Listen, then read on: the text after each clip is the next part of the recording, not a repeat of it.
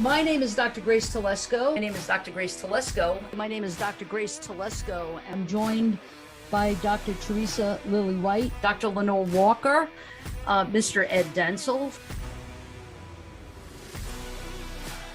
Investigation with Dr. T is something that actually was the brainchild of our dean, Dr. Durham. And now, coming up this next season, we're going to be doing it almost weekly, a weekly show on a Thursday night. So lots of really cool guests. It's not just police topics, it's not just corrections topics, but it's topics that are affecting us in kind of all areas.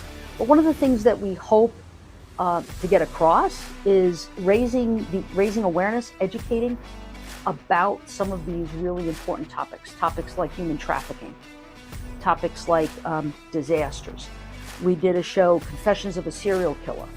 So for this upcoming season, we've got a couple of really cool things. We're going to have a day in the life of a DEA agent.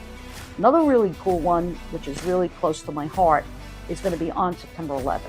Because not only do we want to talk about 9/11 and the work of the NYPD, but I also want to really look at the mental health outcomes. We also have the human trafficking panel. We are going to bring back our Brevard Sheriff, Sheriff Wayne Ivey. It's always a pleasure to have him on. We're going to have Unfound again, Ed Dentzel. He'll be coming back a few times, and that's going to be really exciting and interesting too.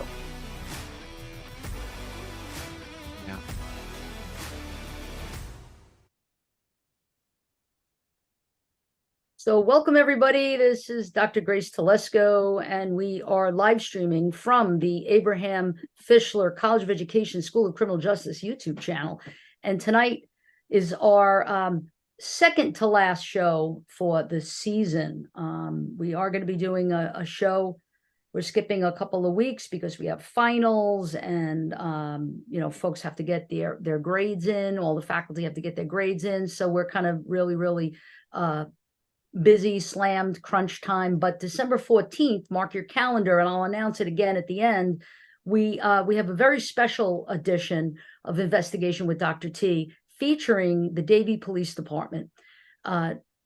Actually, Chief James Poland is going to come on. He's going to talk about his police department, best practices. We are partners with Davie Police. We're doing some really wonderful things with them, collaborating with them on several projects that are really beneficial to our students.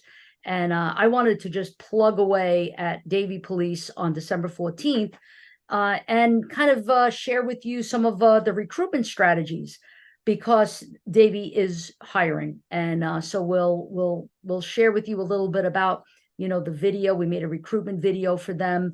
We'll show the video in its entirety, and then probably start with that. And then Chief Poland will talk all about the Davie Police, best practices, initiatives, some really amazing initiatives and strategies that the Davie Police have implemented and really work. They have an amazing relationship with their community, very similar to the Brevard Sheriff, who has an amazing relationship with his community. So mark your calendar, December 14th. That's going to be a very special one, dedicated again, as I said, to Davie Police Department and helping them in their recruitment efforts. But tonight, so excited, my friend, my colleague, he's been on the show every single month pretty much for years now, it seems.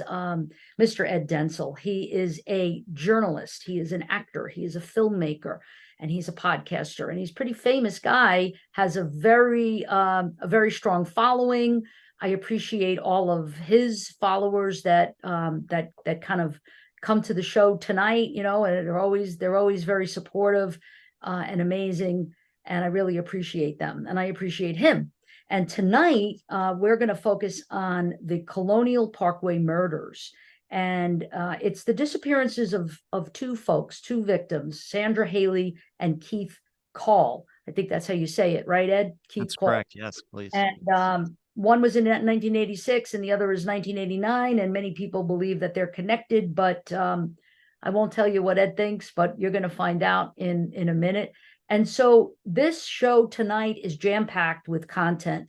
So Ed is going to take it away. I'm not going to take any more time away from him because he has a lot to cover. And we'll save about 10 minutes, 10 minutes toward At the least. end. Yeah, At at least. least. We'll Yeah. see. So anyway, Ed, hope all is well on your side, because you're all the way on in Clearwater, right? That's right. Clearwater Beach, Florida. Yeah, and we're over here on the East Coast. And before the show, I was asking you about any flooding. Were you having any flooding? We had a ton of. Maybe up in Clearwater, maybe in Clearwater Beach proper, which is north of me, like a mile. Maybe they had up there, but down where I live, like a mile south of Clearwater Beach, we've had just absolutely beautiful weather. It's been a little chilly over here.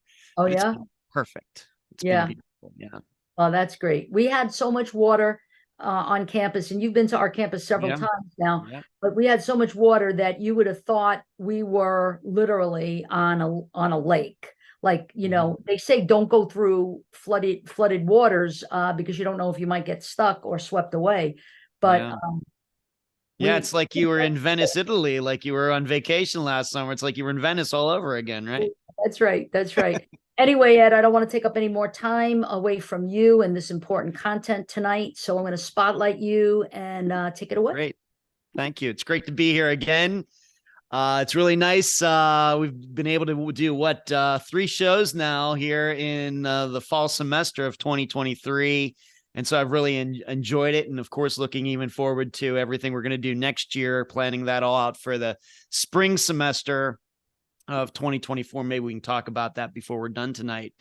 But as Dr. Telesco said, the Colonial Parkway murders are the topic of discussion. And I think this really goes well with the title of the show, Investigation with Dr. T, because everything that I'm going to discuss tonight, 6 murders and 2 disappearances, are still unsolved almost 35 years later. In fact, over 35 years later for a couple of the incidents, they're still all unsolved. And so maybe we can make some headway tonight. And dare I say, maybe I can pull some people over to my way of thinking. And it really, I think, goes against the popular thinking of the past 30 some years regarding these 6 victims and then these 2 missing people. Just in general, the Colonial Parkway murders were a series of incidents. 6 of them are just out and out murders where the bodies, people were murdered, bodies left behind. And then what has been included with these 6 murder victims are the disappearances of Keith and Sandra Hailey, who went missing together.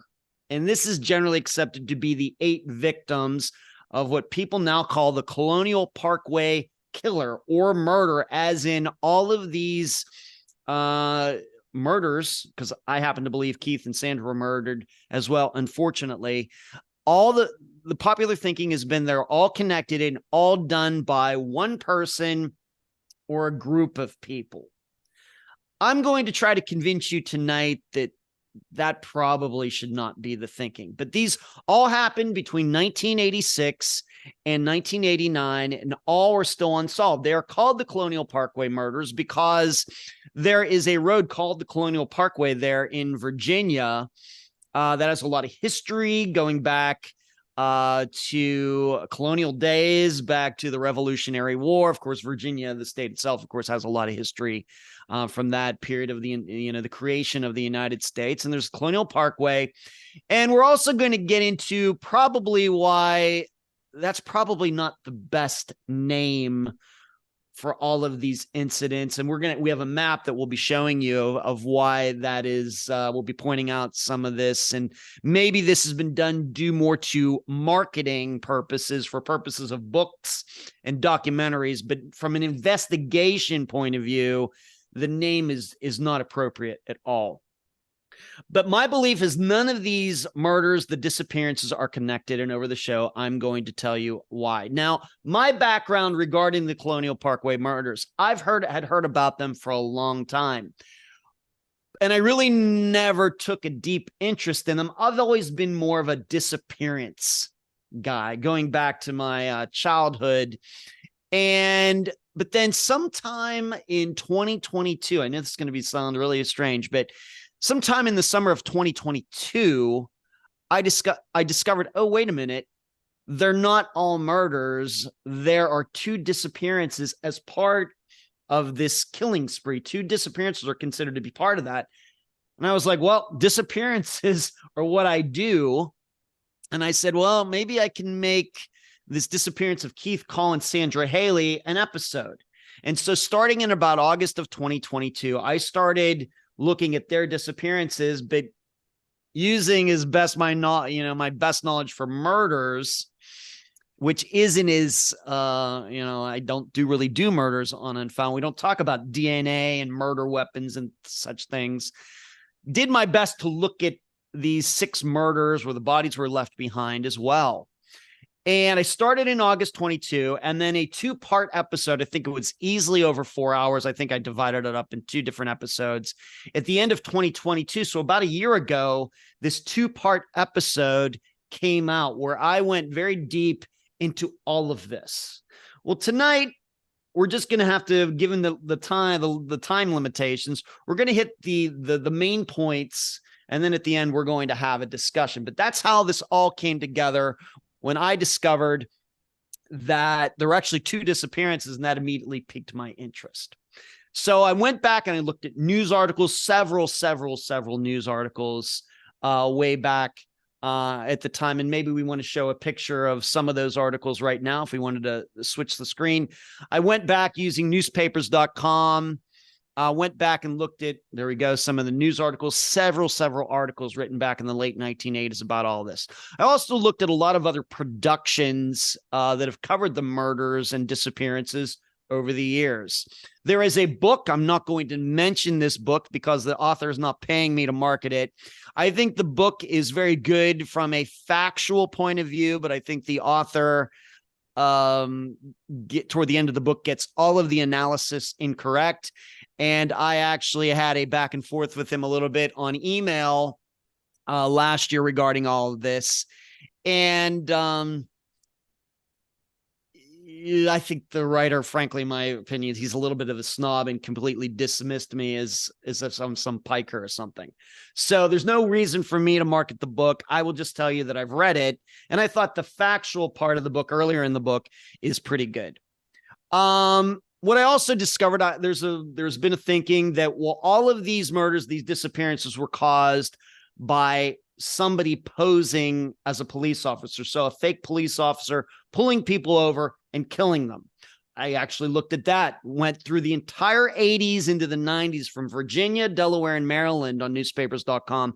I could find nothing that showed me that that this was really something. Of course, we know it happens. We can Google and see even here in the 21st century that it happens. But we're not any like a rash set of incidents where there was somebody pulling over people. I couldn't find nothing like that. But that's been a popular theory over the years. But my revelation came down to this, and really, this is really eventually what said, you know what, I think I'm onto something here. What are the odds that a serial killer, just one, let's just say guy, or maybe a couple guys, what are the odds that a serial killer would pick out 4 couples that fall into very small demographics? And what I mean by that, we're going to go through these victims. We have a lesbian couple. We have an adult with an underage girl as a couple. We have a couple on a first date, which was Keith and Sandra. And then we have a couple, a man and a woman, who weren't really even a couple at all. Actually, the woman was the girlfriend of the guy's brother, and they were going to see him. So what are the odds that randomly a serial killer would choose to pick out and kill 4 couples, and all 4 couples would fall into very small demographics? Because what the statistics tell us, if you just go out and pick out any car going by, and if there are 2 people in it, the odds are it's going to be a heterosexual couple, and they're going to be married, especially when we go back to the 1980s. Higher percentage of people, straight couples, were married back then than now. But at least 2 of these couples, if this was just random, should have been straight couples who are married. Instead, we have none. What are the odds of that? I want you to think about that. And that really stuck out to me. And that's what got me thinking, I don't think these murders and these disappearances are connected at all. Now, maybe we want to put up a picture of the area now there on the screen. Some more facts. The Colonial Parkway murders, let's go maybe to the, there we go. Thank you very much. Colonial Parkway murders is a misnomer. Only two people, the lesbian couple, were found dead near the Parkway. The other 4 murder victims were not. Keith's car, though, was found on the Parkway. Of course, Keith and Sandra are still missing. None of the victims knew each other. None of them. There's no reason to believe that any of them, except them being couples together, but one couple did not know any other couple at all. There's no proof that their paths ever crossed. There is no consistent cause of death. One couple was tied up and slashed to the point that a woman's head was almost decapitated.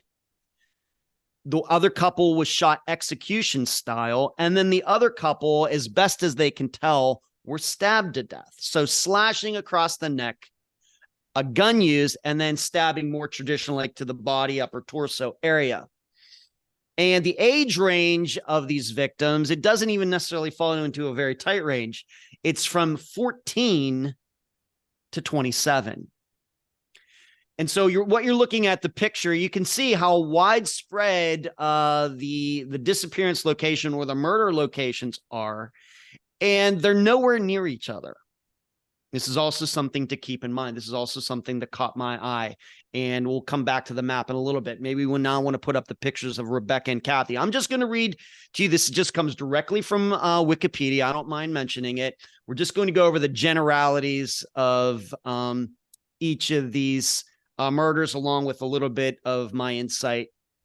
Rebecca Dowski and Kathy Thomas. The first 2 known victims were a United States Naval Academy class of 1981 graduate, Kathleen Marion Kathy Thomas, 27, and College of William and Mary Sr., Rebecca Ann Becky Dowski, 21, majoring in business management, working as a stockbroker at the time. On Sunday morning, October 12th, 1986, a pedestrian jogger saw a car down an embankment at the Cheatham Annex Overlook on the Colonial Parkway, 7 miles east of Williamsburg, Virginia, and a mile from the Cheatham Annex Naval Base, where it was obscured from the view of the road. The vehicle had veered off the beaten path and into a thick, dense shrubbery only a few feet from a 15-foot drop into the York River. The jogger assumed that a drunk driver might have accidentally swerved there, so they alerted a highway patrolman who arrived on the scene, discovering the bodies inside the 1980 Honda Civic. The lesbian couple had been missing since the evening of October 9th, so for about 3 days, after they had been seen leaving a computer lab at William and Mary College. An autopsy found rope burns on their necks and wrists, signs of strangulation. Their throats had been slashed so deeply that they were nearly decapitated. And the killer had covered the bodies and vehicle with gasoline. Actually, it was diesel. That's as a mistake on Wikipedia. It was actually diesel fuel, which is much different than gasoline. I'm going to go back to that. And whoever did this tried to light the car on fire. There were 150 partial latent prints found in the car, in addition to full prints, but they matched no one in the records. Rebecca's body was found in the back seat of the car, while Kathy's was found stuffed into the hatchback. It appears that Thomas may have struggled with her attacker, as a clump of hair was later found between her fingers. Both women were fully clothed, and there was no evidence of sexual assault, which I also believe to be very noteworthy. Authorities ruled out robbery as a motive, since both women's purses were located within the vehicle and no money or jewelry had been taken. At the time, the police believed that the murders happened elsewhere and the bodies had been dumped in the car, since there was not much blood in the car itself. Now, you should know, back at the time, along the Colonial Parkway, there were parking spots where it was believed that homosexual people would get together to meet. This was something that was going on. I don't know if it's going on today, but this was something that has been mentioned over the years. So it's at least possible that these 2 women who had known each other for a while had gone there, and somebody had come upon them and killed both of them. It's intriguing to me, though, that there was no sexual assault. in reading as much as I've been able to gather about murders, like I said, murder's really not my thing. Unfound is a missing persons podcast. I've covered 312 missing persons cases now. So we never have an occasion to talk about sexual assault because the person is missing. We don't really know what happened. But it is interesting to me that neither of these women were sexually assaulted, which we know is very common a lot of times when women get married, but neither of them. It somehow told me that maybe the killer, the reason he or they didn't do this is because they knew the victims in the first place. Maybe it could be somebody who had already had sex with one of these women before. Something that came to mind. The diesel fuel. This also told me that this was not some sort of professional, somebody with experience, because even I know, as a person with no criminal record at all, that diesel fuel doesn't burn like that. You can't pour diesel fuel on anything and light it with a match. Its ignition point is too high. You need a lot higher heat than a regular flame to ignite diesel fuel. Well, whoever did this found that out the hard way. Diesel fuel was pulled over the car, tried to light the car on fire, it wouldn't light. So we also have to think about what the police said is that they believe that the person tried to push the car into the water. Which came first? The pushing of the car, the attempt to push the car into the water, or the fire? Well, what makes sense is, why would you try to put a car on fire and then plan to push it into the water? Because the water would put the fire out. What more likely happened was the person tried to push the car with the bodies in it into the water. That failed.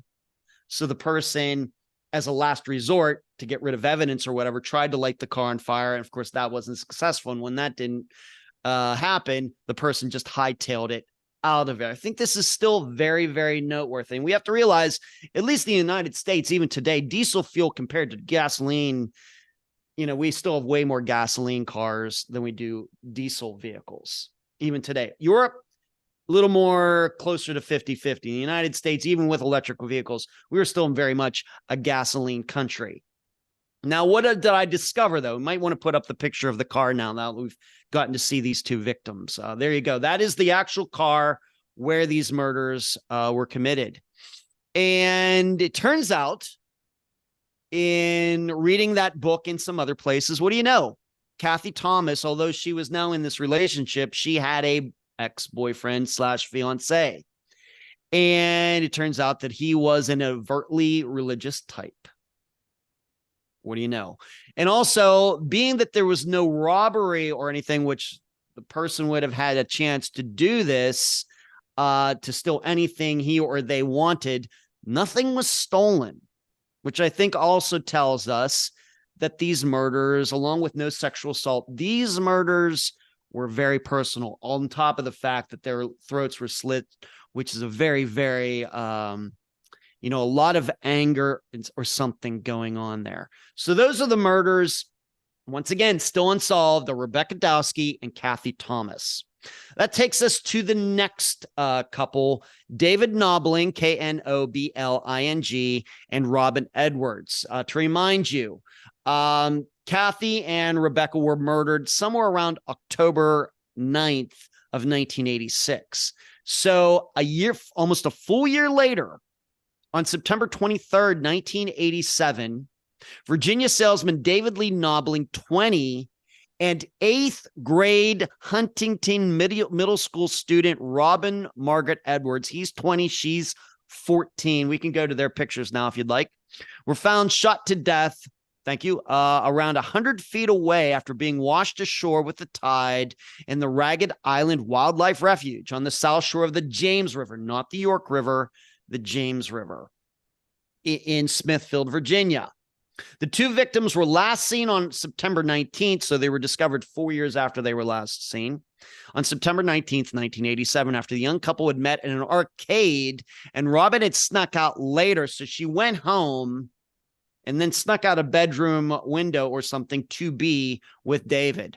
Both victims had been shot. Robin in the back of the head, execution style, and David twice, once in the head and once in the shoulder, like he had been running from the killer. Both victims were partially clothed. Edwards was found with her jeans unfashioned and her bra around her neck, but investigators were unsure if there had been sexual assault, since despite Robin being underage and David having a pregnant girlfriend, please remember that, it was presumed that Robin and David had a sexual relationship. Nobling's black Ford Ranger pickup truck was discovered on Monday, September 21st, by a patrolling police officer at the refuge parking area next to the James River Bridge, with the wipers, engine, and radio still running, and some articles of clothing inside near the Ragged Island Wildlife Management Area, about 2 miles upriver from where their bodies would eventually be discovered.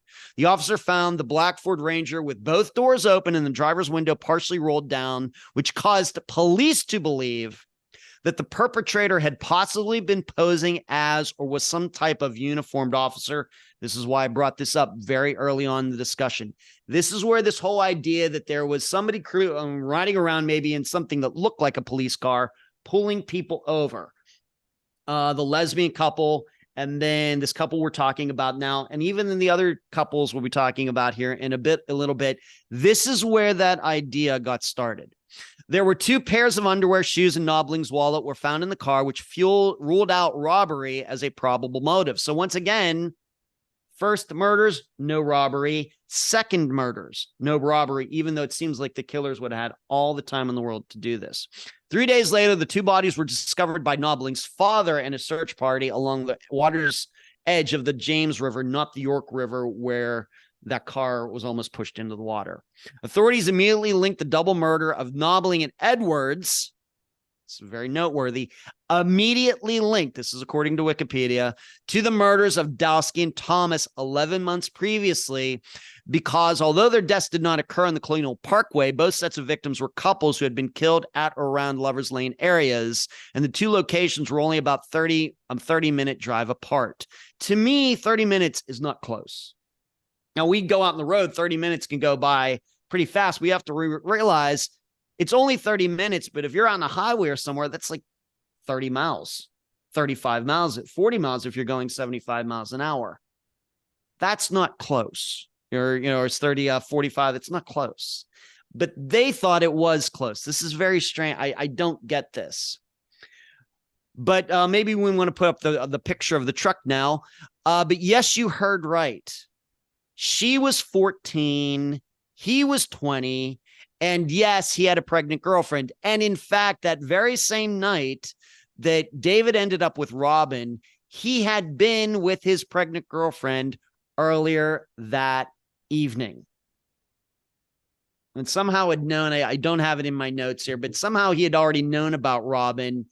And here he was getting together with a 14-year-old. And now maybe there's the truck. You can see in the picture, there's a police car right there, but that is David Nobling's truck as it was. That's how it was. That's what it looked like way back in 1987 when it was found. Now, I'd like to go back to the picture of the map again, if we could. We have to remember, these are called the Colonial Parkway murders, but you will see, of course, they are right there numbered. You can see number 1 for Kathy and Rebecca. And then you can see number 2 for David and Robin, nowhere near. Number 2, way down there at the bottom, across the river, across a peninsula and a river from where the Colonial Parkway is. Yet still, these are all called the Colonial Parkway murders. If you wanted to be closer, I guess you could have called them the Newport News murders or the York County murders or the Hampton murders. That would have been more accurate than the Colonial Parkway murders. But like I've said, I think this was done for reasons of marketing. And so, getting back to what we think could have happened here, Kathy Thomas had an ex-boyfriend, as I remind you, fiance, an overtly religious type. Well, guess what? As I've already stated, David is cheating on his pregnant fiance. So you could say that if somebody had found out that he was going out with this 14-year-old, very well could be that somebody in her family would have been very, very motivated to make him go away, especially if they found out that he was also a child molester, because that's what was going on. He's 20, she's 14. There's no way that this is a legal, moral thing going on here. And somebody, it's very easy to imagine. But these things, like I said, in doing as much reading as I did on this last year, it didn't seem a lot of people wanted to bring these types of questions to the forefront. So already we've covered 2 couples, and we can look at people who might have wanted these couples to not be around anymore. And it very well may be, of course, the 14-year-old just gets caught up on this when really David is of course, the main target. And maybe in the first case, Kathy would have been the main target. And because Rebecca is with her, she is collateral damage. So we now move on to the next. We're going to skip them because as a disappearance, I have a lot to say about their disappearances. But Sandra and Keith, and we have that picture right there. Thank you. We'll just leave that picture there for a moment. That is actually the area where David and Robin were found. They were thrown into the river. Their bodies had drifted to shore. And this was the general area. This is what it looked like back in 1987. This is a picture actually from the search party around the time when both of them were found. I want to remind you again that David and Robin were murdered somewhere around September 23rd of 1987. But in the chronological order, Sandra and Keith are next. And I'm just going to give you their date, but I'm then going to move on to the 4th couple. Sandra and Richard went missing on April 10th of 1988. So 6 months after Robin and David were murdered. Just remember that. We'll come back to it. So I'm now going to go to the 4th couple, and their names are Anna Maria Phelps and Daniel Lauer, Lauer. So over a year later, on September 5th, 1988, so we're now talking almost 3 years since Kathy and Rebecca were murdered, we now have Anna Maria Phelps and Daniel Lauer. Maybe we can put their picture up now. If you could. On September 5th, 1989, Anna Maria Phelps, 18, and her boyfriend's brother, that's Keith and Sandra, the next one, Daniel Lauer, vanished en route to, there we go, thank you, Virginia Beach. Lauer's car, a gold 1972 Chevy Nova, was found abandoned at the Interstate 64 rest stop in New Kent County, facing away from Virginia Beach. So to understand this, they were headed to Virginia Beach. They were going like in an east-southeast direction, but their car was found at the rest stop on the side of the highway going west, going the opposite direction. Remember that. It is unclear whether Anna Marie and David pulled over and were killed at the rest stop or if they were killed elsewhere and the killer moved their car. Both driver and passenger side doors were unlocked with the key still in the ignition. Police found dirt and glass stains on the vehicle's underside, suggesting the car recently drove through the woods. Phelps' purse was found inside the car, once more ruling out robbery as a motive.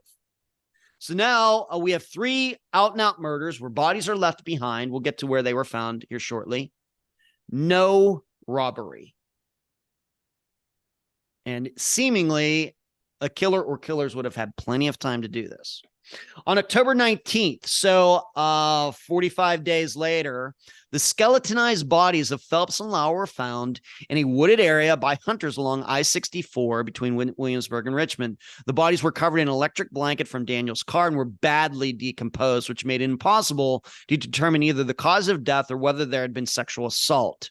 The hunters discovered the bodies on a logging road about a quarter mile from Courthouse Road, a location about a mile from the I-64 New Kent rest stop where the car was found. So put this easily in a simpler way, the bodies were found about a mile from where the car was found.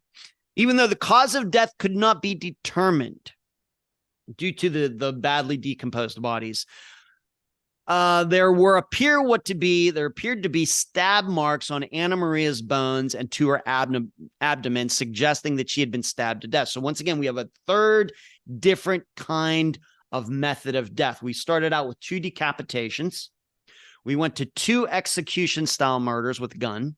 And now we have stabbings to death. At least it showed on Anna Maria's body, looking at the bones and seeing the serration marks or something on her ribs or wherever, that she had been stabbed to death, probably Daniel the same way. In 2010, a note was discovered in a box taken years earlier from Phelps's apartment.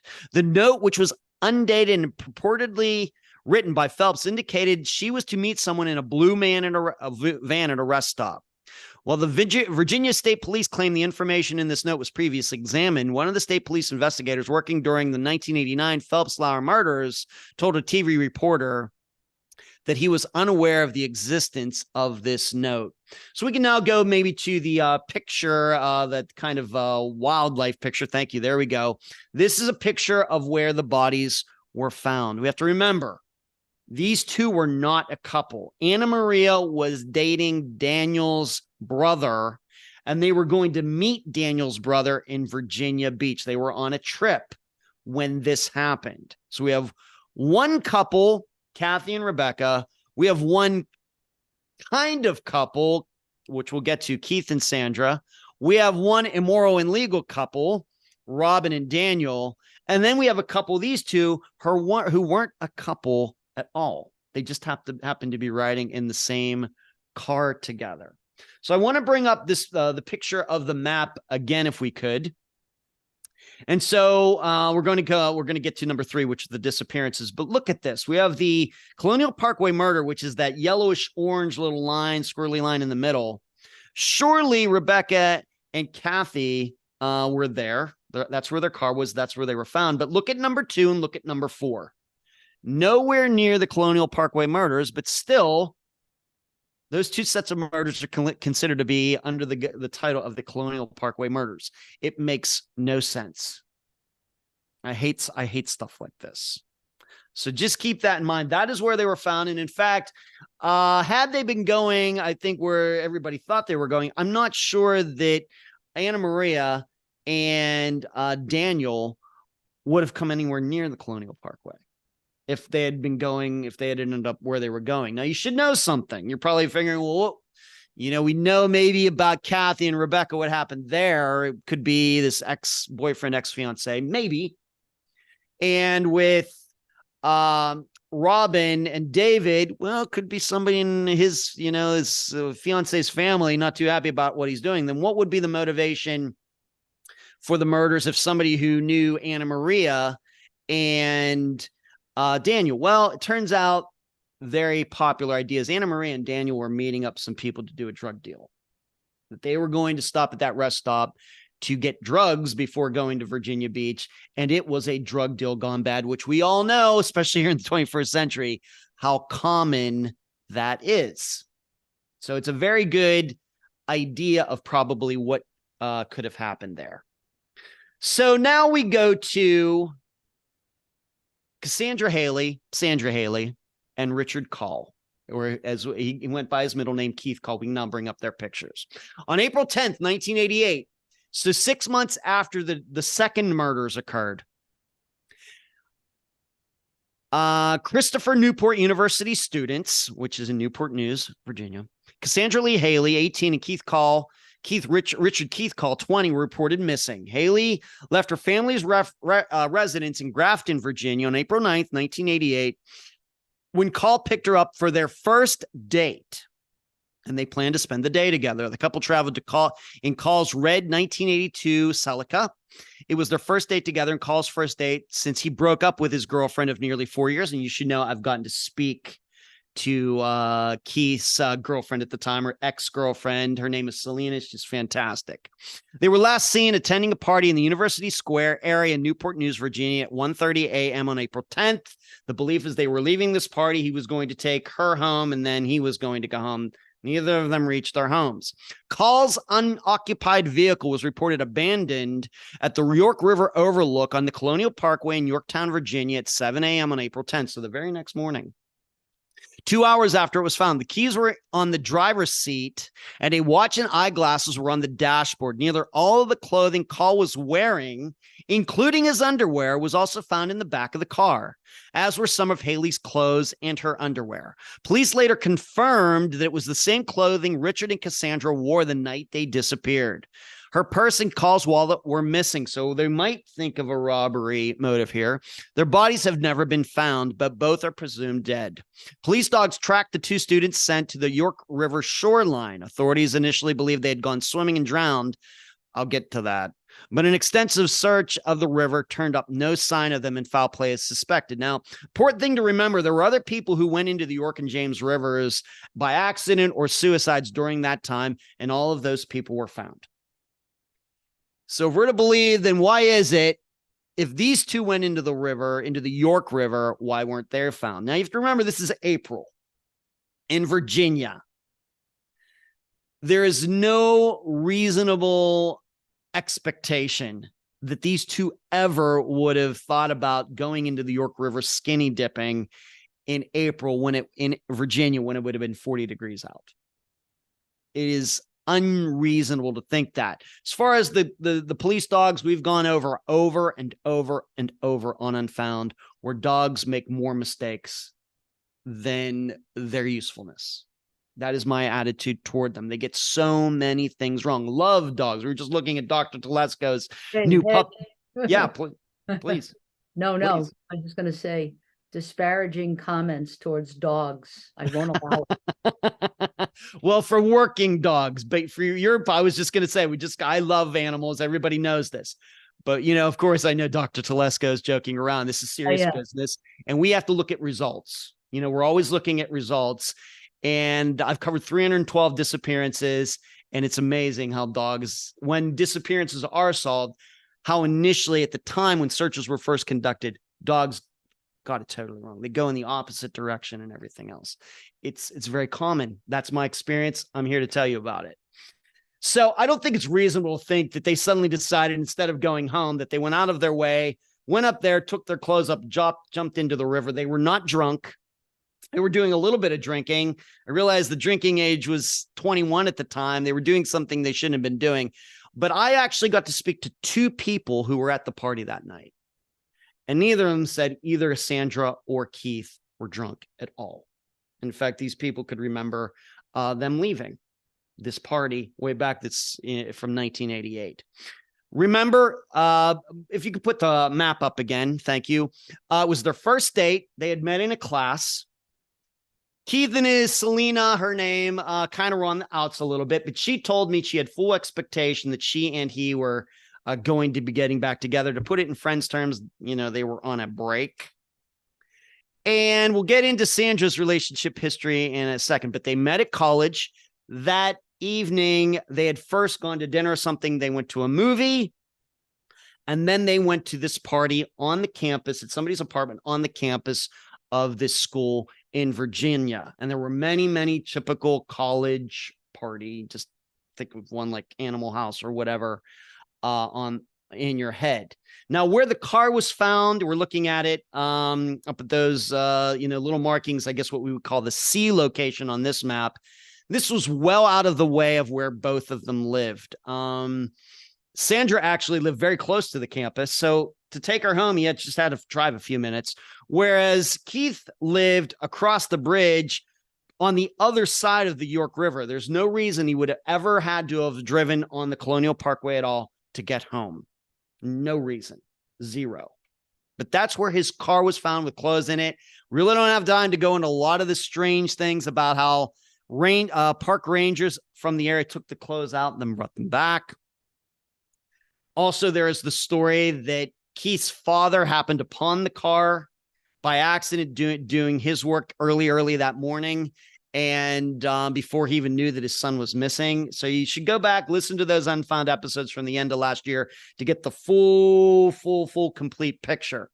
But for purposes of the show tonight, the car was found in a location where neither of them would have reasonably been going. You may think, well, they were parking. They went up there, first date, they're going to do some things. The fact is, the car was found right along the parkway, within feet of where cars would have been going by. Who goes and parks there? Well, some of us are adults here. Usually think maybe look for a little privacy. This is not a private area. This car was right next to the Colonial Parkway. With headlights and people going by, nobody would choose to go parking there. So So then, well, what is it then, Ed? You said that you don't think there was a serial killer. Well, what I happened to find out, and I can't go into names because of course, for reasons. At the time for this disappearances, remember, Keith and Sandra are missing people. They probably are deceased, very sad. But they were not like the rest of them because all of these other people, their bodies were behind. So at the time, there was thinking, of course, fake cop.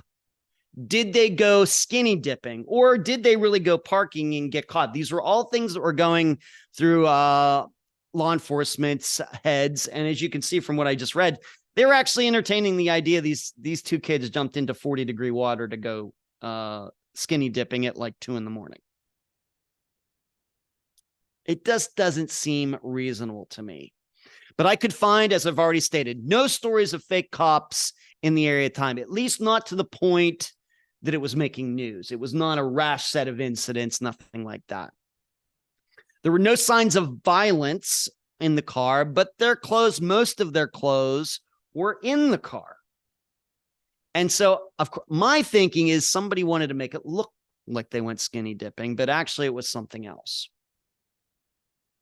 Well, then I found out this, and this is not something that is widely reported out there. And in fact, I could only find one site in all of the internet before, of course, Unfound made it public, where this is mentioned.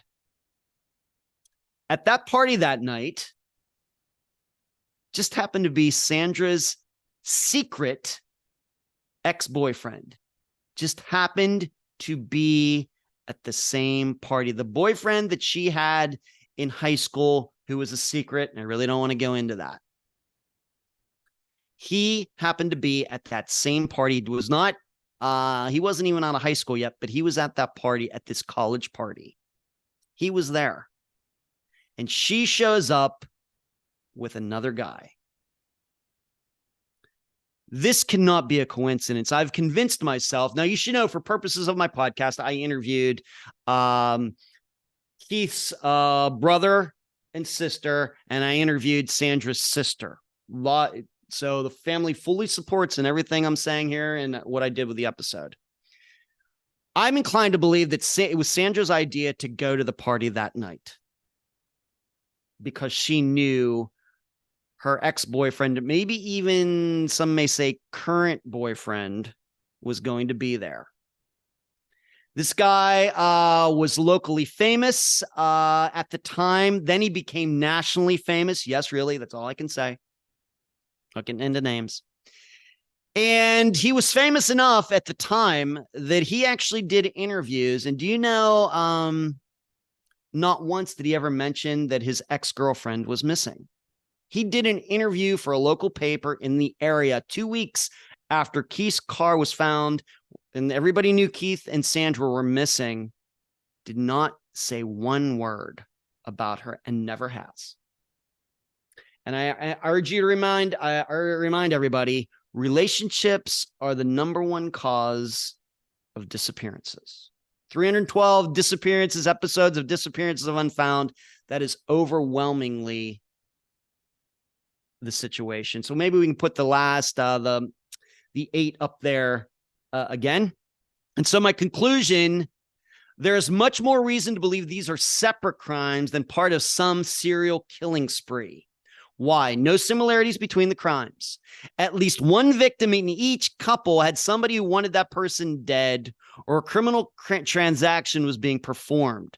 No stories of fake cops. No proof there were similar crimes nearby that haven't been included. How would a serial killer have even known these people would be in these places at these times? For the murders, different methods of death.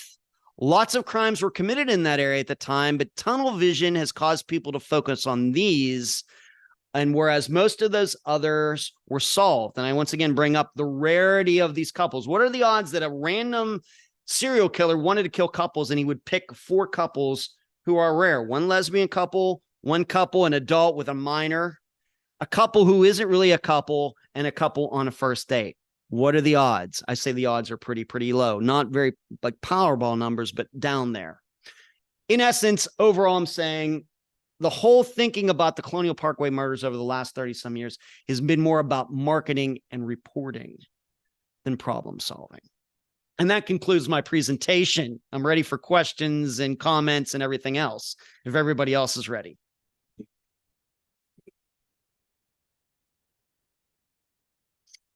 Are you there, Dr. Telesco? Yes, I am. And so that was a lot. It was. It's a lot. And it's why do you feel that people are connecting all of these together as if they are? Well, I think at some point, one incident or something. I tried to really deduce, going back in history, try to figure out where the whole idea of the Colonial Parkway, where that title came from. It's still very difficult to tell. But it seems to me it first started as a way to just easily report on all of these. And then it became a phenomenon to the point where people call them the Colonial Parkway murders, but nobody, the public, people who take an interest in unsolved crimes have never taken the time to actually look at a map and say, I don't know why these are called the Colonial Parkway murders. Certainly maybe 2 of them, but not all 4. I think it's just something, it's just didactic is the word. You start saying something, you really don't know what it means. Yes. I think that's where we've gotten with this after so many years. Right. And so there's absolutely no leads in any of these cases. They're still unsolved. I would say, once again, my opinion is that there are very good suspects in either. I mean, what are the odds that all 4 of these couples would have somebody in their life that had a reason to maybe kill these people or make them disappear? What are the odds of that? I don't have anybody in my life who wants to do that to me. I don't think you do either, Dr. Telesco. But so then what are the odds that these 4 couples do? Right. But I don't know if you remember the Son of Sam. I do. Yeah. Okay. So like that was, I think I was 18 or 19 years old when the summer of Sam, and he targeted couples also. Yeah. So, I mean, it's quite possible, right? That it could be. It's conceivable. It's certainly conceivable that somebody's just randomly driving around killing couples. Yes. I think like I said, I think we have to look at the statistics. If it's just some random killing, I don't know who the victims of the Son of Sam are, but I'm going to guess that they were heterosexual boyfriend and girlfriends, steady relationships.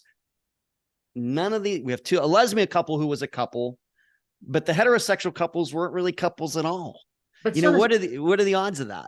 I don't even think he was looking for couples. He was just kind of stalking individuals who were in like these makeout sessions. And so, I don't know whether they were in long-term relationships or not. It was like the makeout, there's these makeout spots. Yeah. And they're everywhere in every town, in every city. And but what you raised was kind of good. I think, I mean, everything that you raised was good, but there was something that you said that just kind of like a bell went off, that if you're planning to do a makeout session, you want some privacy for that. Right. That's right. And to do that right next to the parkway just seems weird. It does. Why would you do that? So yeah, it seems like there's a lot of questions and not a lot of answers. You also had mentioned something earlier in the very beginning about the gay couple, and you said there was a spot, and that was like sort of frequented. Yep. Is that by gay men? Because gay men are much more. Yes, I think more likely yes. Yes. So just to clarify that, like gay men have, and this isn't to say anything disrespectful or offensive. No, we're just stating the facts. It's I've never been, I'm just telling you what I read about people who know the area. This is what's right. Like men are more likely to engage in random, casual, anonymous sex in these places, service areas, rest stop kind of thing. There's something about that, and there's a thrill in that too. There's a rush, right? So that's what really you're kind of searching for. But women no, that's not, gay women are going to be staying home watching Netflix together. kind of thing. Okay. So that's also another wrench in it, in terms of, well, did they put themselves in jeopardy? Did they put themselves in a high risk situation? Yeah, like it says, we don't know where they were murdered. We just know that they ended up in the car, and somebody tried to push the car into the water and was unsuccessful, and then tried to light, the vehicle on fire, and that didn't work. Right. Odd. All right. Well, I'm going to ask for Justin and Layla to come on because they've been monitoring the chat, and I think we have a couple of good ones here. So, Justin, you want to come on first? All right, cool. All right, let me spotlight you and take it away. What do you have? All right. So, there are some comments. One was from Jennifer Pendray. She was saying that Zodiac targeted couples as well, and she was saying that it could be argued that they all were killed like similarly, which is kind of interesting. And also Kathy Diaz, sorry if I'm mispronouncing that, I know but who you're talking about. they I were know saying Kathy. that Yes. they're saying that they studied all 4 of these couple situations and don't believe any of them are related. There is an Oxygen series about these 4 couple situations as well. Yes, that is true. There's been a lot. Like I said, there's been a very popular book. I'm not going to mention the name of it or the author, but I read it. And it's been a very popular book. I'm sure he sold a bunch of copies. There's been a lot of productions about the Colonial Parkway murders. Going back to the Zodiac Killer, that's I'm a big fan of the movie Zodiac, even though I know it's a fictional account. Actually, the Zodiac Killer murdered a taxi cab driver who was all by himself, who was not a couple. So, So Justin, while you're on, is there what have you been thinking about? Yes, I did have a question. Go ahead. One was on the Sandra and Keith one. I was gonna say, like, you were mentioning the person, you didn't mention his name, but I was saying if he was ever like questioned about the death of her and if he's still alive. Because you said he did have interviews, but was he ever questioned about her? I believe he was, but it's as you can tell from I think the presentation, I try to be as objective as possible, even though I have my own thinking. I think that even before Sandra and Keith went missing, that the police were thinking this was already some serial killer. As you can tell after the second, they're thinking about fake cop and everything else. So when another couple then goes missing, it's confirmation bias. Well, we already think something, so this must be more of the same. I think this is what on, and I think that's why in the fourth couple, why they also continued this, went down the wrong path very early on and never diverted from it. I think they talked to this guy, but I think they talked to a lot of people who were at the party and everywhere else. I don't think they talked to this guy for any other reason than he was at the party like everybody else was. Whereas with disappearances, man, we cover so many disappearances where women go missing. And although you may not factually, scientifically be able to prove it, circumstantially, wow. A lot of times these are the guys that did it. So if he was questioned, he was only questioned as being there with everybody else. Right. Anything I'm also else? finding it really interesting that they never really focused on, like, I guess, one individual. It seems like they kind of were searching everywhere to like find if there was any clues, but they didn't really find anything, or they couldn't determine if there was one specific person or persons. So that was pretty interesting as well. The way I look at it now is they had a theory looking for facts. That's how they were going. They had a theory that it was a fake cop or somebody else, and we're going to try to find facts to support that. Well, there are none. And that's why they are still all unsolved 30-some years later. Anything else, Justin? Any other thoughts? No, that's all. Okay, cool. All right, awesome. Let's have Layla come on. Hello, Layla. Layla. Layla, are you seeing anything in the chat that hasn't already been touched upon? I've seen some in the chat, but I'm just not sure what the question is really asking. Okay. It's by Jillian. It says, do you think Leos are less diligent in investigations for high-risk victims? I'm not sure what that means.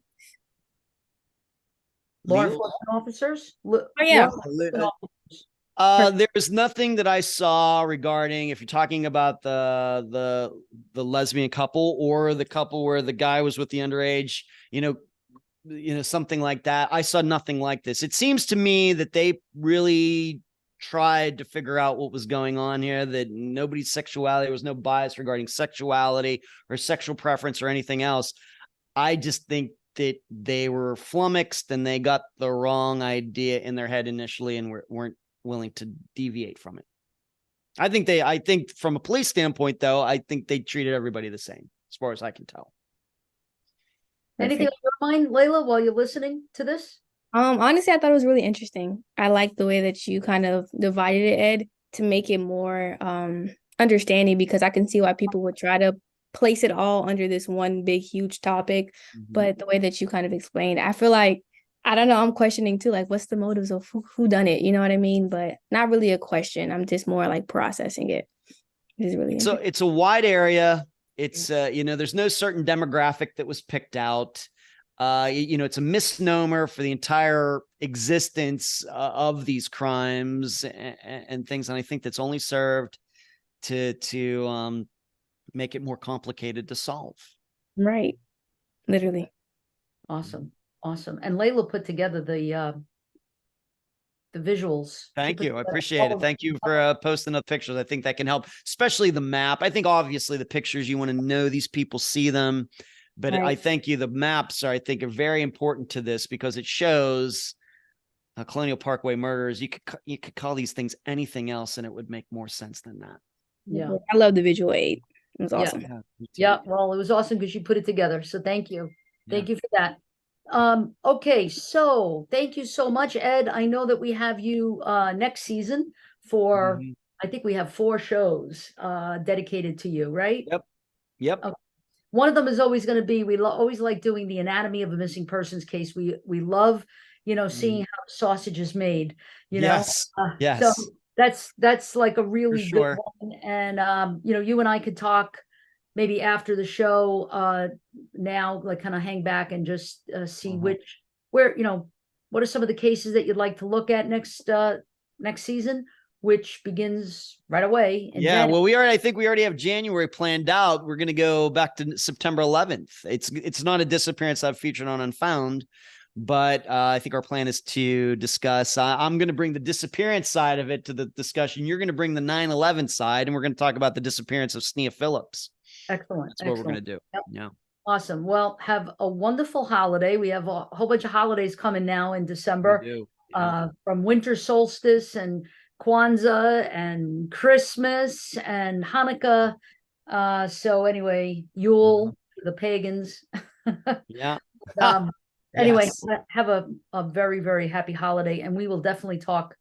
We'll talk after the show, but we'll talk in between.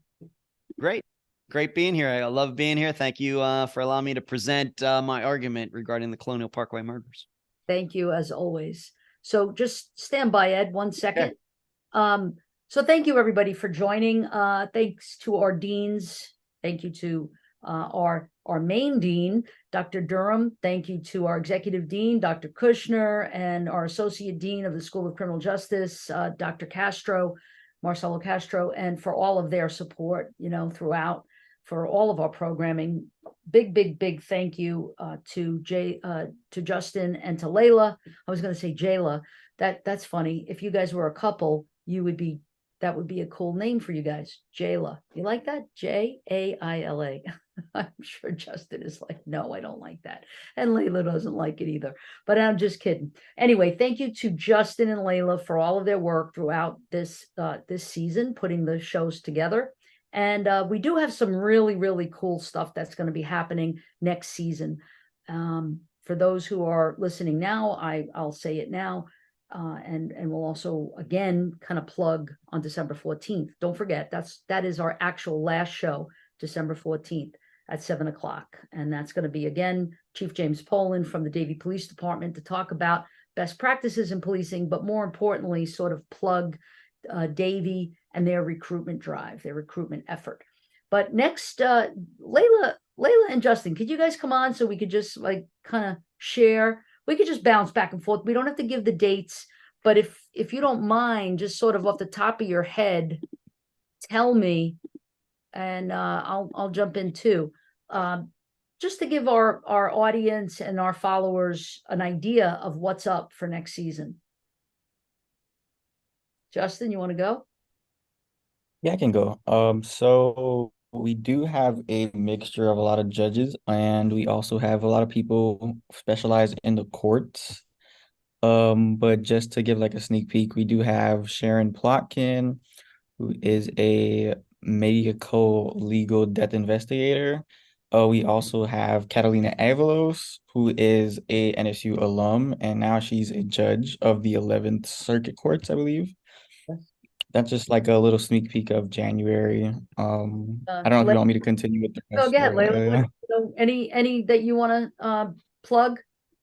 I don't know them all off the top of my head, but I know we have Jennifer Pendray for one of them. So it's going to be like a really, really cool kind of setup. And also I know we're going to be bringing somebody from Davie Police to talk about police recruitment. So it's just going to be kind of a widespread of different stuff, like courts, like Justin already mentioned, and just kind of different areas, or even Greg Rossman was talking about the legals part. So it's going to be really, really interesting next semester. Well, we met him in at the Davie Police Department Community Police Academy. He's the legal consultant actually for the Davie Police. We're also going to have a public defender talk about the public defender's office.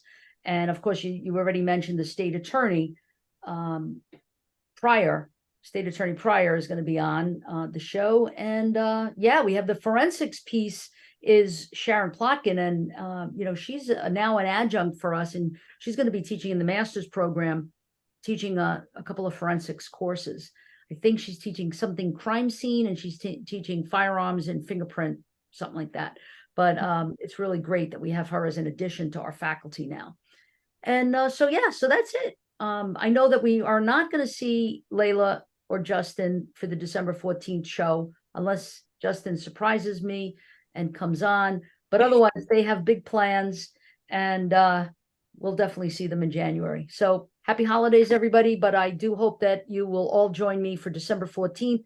And if you are not a subscriber of our YouTube channel, please make sure that you hit the subscribe button and hit the notification bell so that when we go live, you get the notification. And also, we are uploading all of the audio from every show up onto Spotify. So we are, and I think I'm kind of caught up, except for tonight's show. I'll upload that to Spotify. I think I have to wait 24 hours, and then by tomorrow it'll be up there. All right, guys, take care and be safe, and we'll see you soon.